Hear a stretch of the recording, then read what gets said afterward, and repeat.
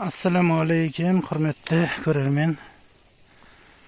Бұл мына Байша ауылының фермері дегендей, қазақ фермері. Мына біздің су қазір сәл тартылып қапты. Себебі мен алдыңғы видеоларда айтқан едім ғой, ыстық суымыз бар деп. Ол кезде күн жылы еді, сол үшін ыстықтығын білдіре алмайсың, көрсете алмайтын едік. Мына қазір сырттан қарасам тұман болып шығып жатыр. Пар болып шығып жатыр. О, алдыңғы жағындағы тұрған таяқты қып қойған, сол жерден атқылап шашып тұратын еді. Бұл жерді бір кісі сатып алып, мына жақта 4 километр жерде қорасы бар. Сол кісі сатып алыпты, мынаны астын тесіп, 72-ші трубамен, пластмасс трубамен өзіне тартты ғой, 4 километр жерге. Ол үй биік жақта, мына жақта биік жақта. Сол жаққа енді давление бармай жатыр деп, мына әрекеттің бәрін істеп жатыр. Алдыңғы жағына крайник қойды, оны ағашпен бітеп қойды. Мына жанында шыққан, байланып тұрған жер, шашырап тұрған жер. Енді ол көршіме кеткен жер еді. Астыңғы көк соединение тұр ғой, от содан маған кетеді. Совет өкіметінен негізінде ашқан кезінде сол жерден шығарып берген, сол кетіп жатқан труба, мен үйіме кеткен труба. Осы арқылы бітіп кетеді. Сол арқылы бітіп, мына баллонның ішімен кетеді ғой. Мына жерде жаздың күні жылқылар келіп тұрады. Ішінде осы көлдің полностью жылқылар толып қалады. Жаңағы обедте сол не қылмасын деп, жаңағы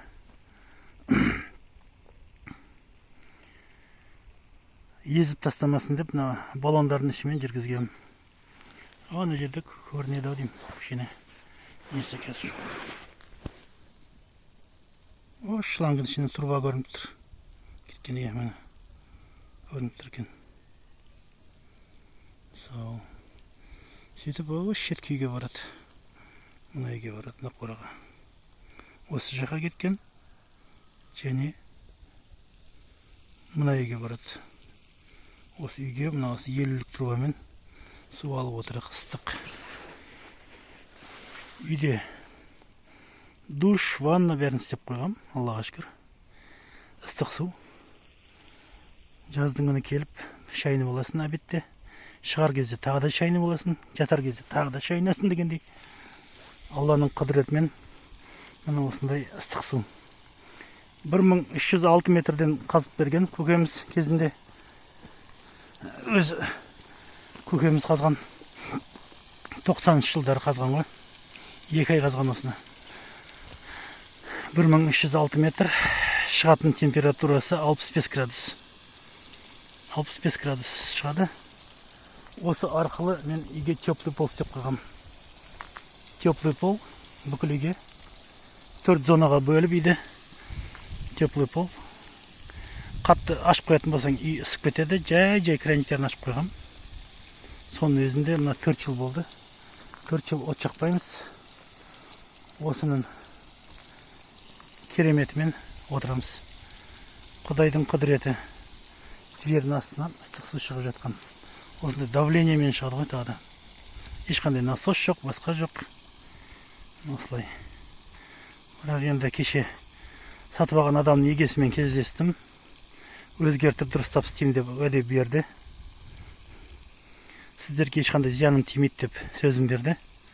Сіздер бұрыннан отқан адамсыздар, сіздерге суды үзбеймін, берем деді. Сол осындай жағдайлар болып тұр. Мінекей.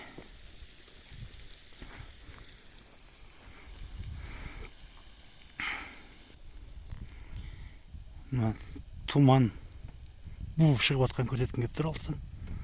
Қандай буланып шығып атқан. Осындай. Жалғастырам съемканы дегенде. Буланып шығып атқан жаңағы ыстық суымыз басы.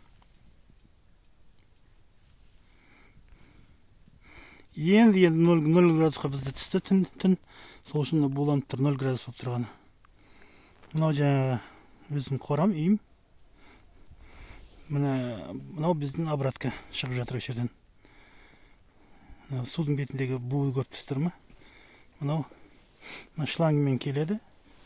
Шлангымен келіп, теплый пол жерде суды айналып шығып, қайттан көлге кетеді осы жерден. Көлге қосылады неға барып. Осы арқылы үйді жылтып, рахаттанып жүрік дегендей. Мінекей. Үйдің үшін кейінірек түсірем, қосам. Қазір уже киініп, қалың киініп, малға шығып қойған едім азанда. Сол себептен қайтып үйге кіргім келмей тұр. Үйге кірсең терлеп кетесің. Терлегеннен кейін киім ауыстыру керек болады. Осындай керемет.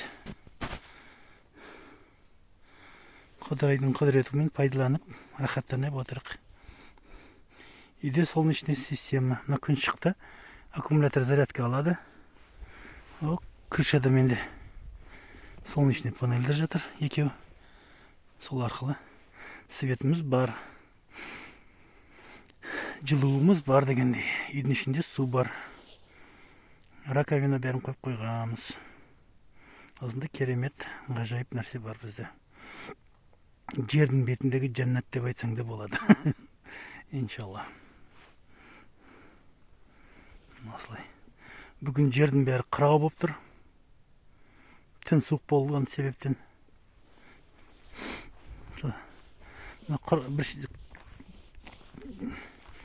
Төмпешектердің бір шеті ашылғаннан кейін, күнге ергеннен кейін, бір шеті ерді, бір шеті әлі қырау. Қойымды шығарып жердін. Жайлап, өзінің баратын жеріне барам дегенше бәрі еріп қалады, Құдай қаласа. Осындай. Ойнақ. Бұл менің көмекшім. Қазір буаз болып жүр. Бірінші буаздығы. Құдай қаласа жаңағы напарнигім санап жүр ғой. Рождествоға туады деп қояды ғой. 7 январьға күшікті боламыз дейді. Құдай қаласа. Бұның әкесі, балдардың әкесі, үлкен төбет. Бұл дүрек дейміз ба? Дүрек дейді ғой деймін. Әкесі бұның тазы, шешесі төбет. Енді балдарының әкесі, бұның балдарының әкесі төбет болайын деп тұр ғой. Мен шығарғанымды көріп, көршімде шығарды. Малын шығаратын уақыт болды жа. Аллаға шүкір. Сол.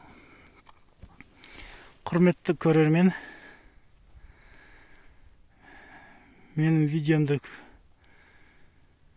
көргеннен кейін лайк басып, ұнаса подписка жасап, комментарий жазып кетіңіздер. Ол маған шабыт береді. Жаңа видеоларды түсірем, қызықты. Және жалғасы болады дегендей, иншалла. Жалғасы үйдің ішін түсіріп берем. Түсіріп көрсетем. Полностью қалай екен.